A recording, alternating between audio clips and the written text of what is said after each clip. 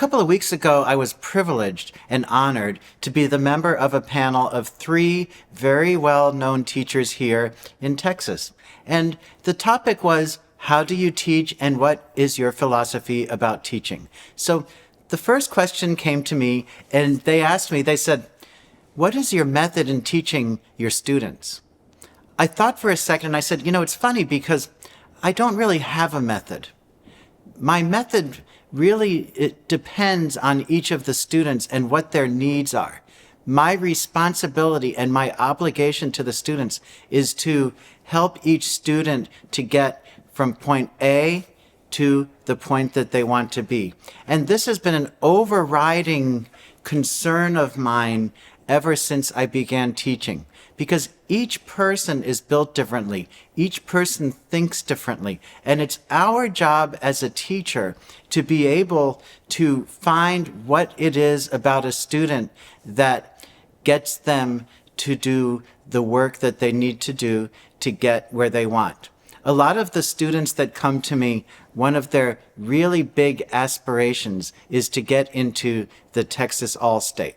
So at first I thought to myself, well, the All-State's kind of weird because there's so many other things you can do. You can do contests, you can play concerts, you can just learn the instrument because you love it.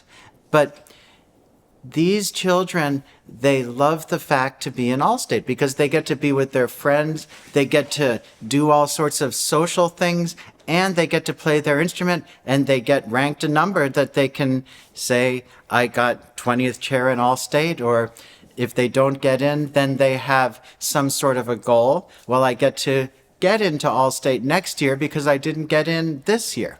So I have found that motivation is one of the prime aspects of teaching. And rather than having a method, I try to find ways to motivate my students. So I got to thinking, well, what is it about my teaching that seems to work?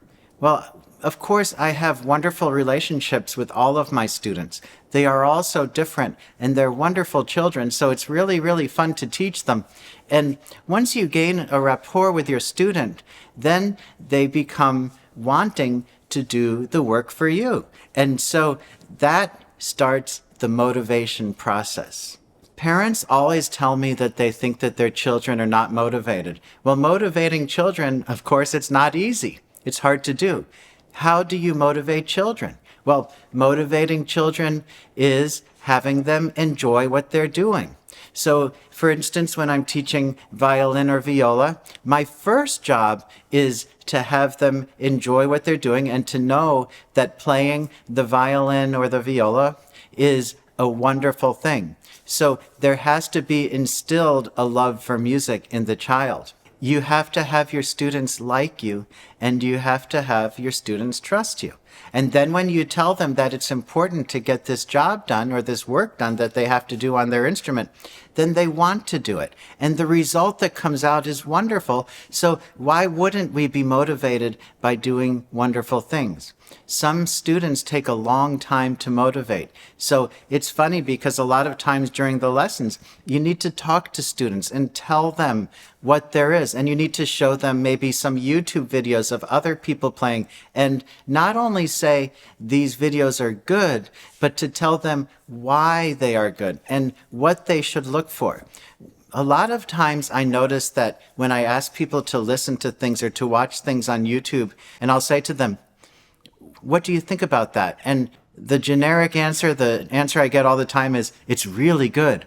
And I say, well, that doesn't tell me anything. What do you see when you watch the video? Well, that's the most important thing, because when you get to see what someone else sees in the video that's good, then you can start to work with it. If a student says, I love the way that that sounds, then you know that their ear is in the direction of hearing a beautiful sound. And that way, instead of starting them on some sort of a left-hand technique to play faster, what we do is we can work on the bow technique to make them have a beautiful sound. And as we get towards the beautiful sound, well, there goes the motivation to play better, and then we can teach them those left-hand techniques. But other students, when you say, how does that sound? They will listen to it and say, wow, that person plays so fast and so clean. Well, instead of working on the sound at that point, my motive is to show them that, yes, you too can play fast and clean just like that. Let me show you how. So we'll get into some exercises and I'll show them how to practice to be able to play fast and clean. After they can do that, well, you know, there's this other thing. Let's take a listen to this, because we also can play with a beautiful sound. And that way, holistically, we can make all of our students wonderful players. Well, these are just a few thoughts about teaching.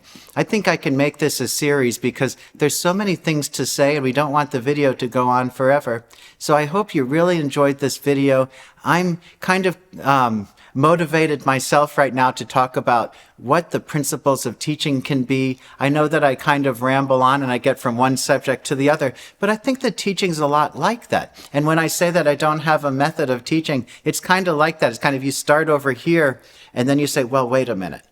This isn't working exactly how as I wanted it to, so I'm going to go to this, and then I'm going to go to this. So things are always changing, and I think a really, really good teacher is able to change all the time and to learn. So more on that later, and until I see you the next time, happy practicing, and thank you so much for watching this video.